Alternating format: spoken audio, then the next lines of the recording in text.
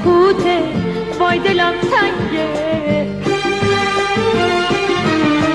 گلهای باغچه پیش چشمم وای چه بیرنگه،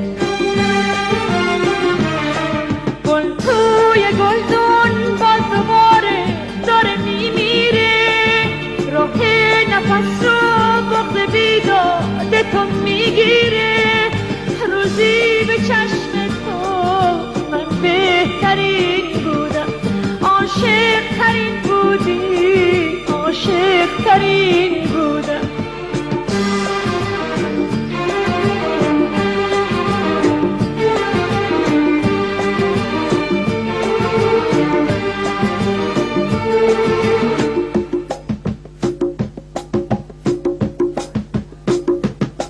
از آشیون دل کندن و رفتن که آسون نیست، در سینه عشق تازه تر بردن که آسون نیست، روزی به چشم تو من بهترین بودم، عاشق ترین بودی، عاشق ترین بودم.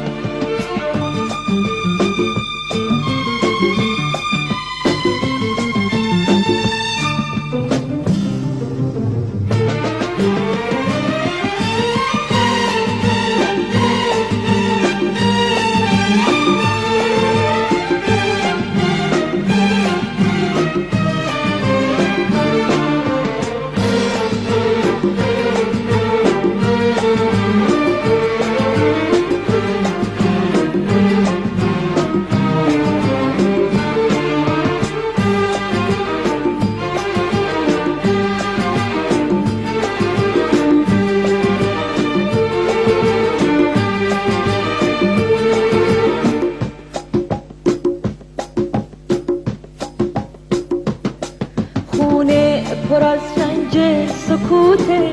وای دلم تنگه، گلهای باغچه پیش چشمم وای چه بیرنگه، گل توی گلدون باز دوباره داره میمیره، راه نفس رو بغض بیداد تو میگیره، روزی به چشم تو من بهترین بودم، عاشق ترین بودی، عاشق ترین بودم.